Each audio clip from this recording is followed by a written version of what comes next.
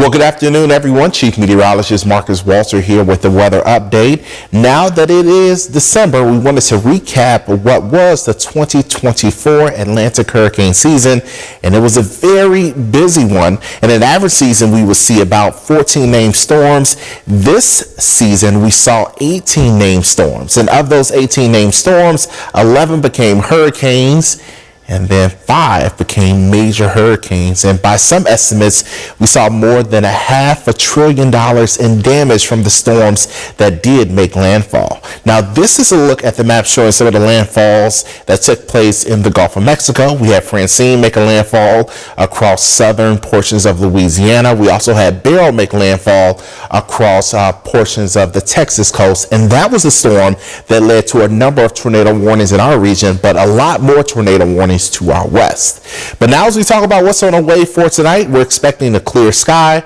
but it will be cold once again. Temperatures back down to the low 30s for us. That's where we were this morning. And as we look at the week overall, it'll turn wet by the time we get to Wednesday, and we'll keep rain chances around even into the weekend, and some of that moisture could still be around by the time we get to Monday. But let's start out with what's happening as we head toward tomorrow morning. Again, temperatures starting out in the low 30s across our region. You will need a warm jacket if you're headed out early to school or to work. By the afternoon, we'll see temperatures reach the low 50s. It still will be fairly chilly, due in part to a cold front that'll pass through this evening. That'll help usher in even more colder air for Tuesday.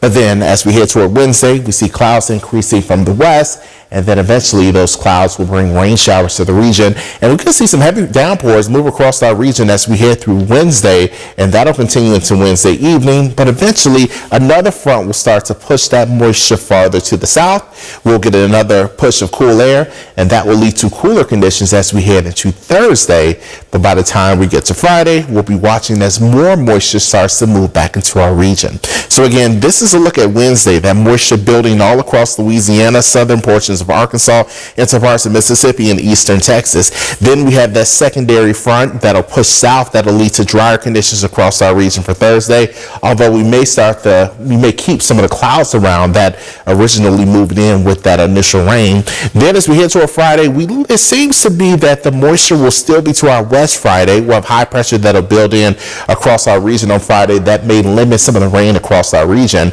But by the time we get to Saturday, we'll see more rain setting up across northern portions of Louisiana with the next front, and that front will slowly move across our region as we head into Monday. So we're talking about wet weather sticking around for much of the weekend. Here's a look at the precipitation forecast from now through Monday. Most of the region likely to pick up at least an inch. Some areas picking up about 2 inches of rain.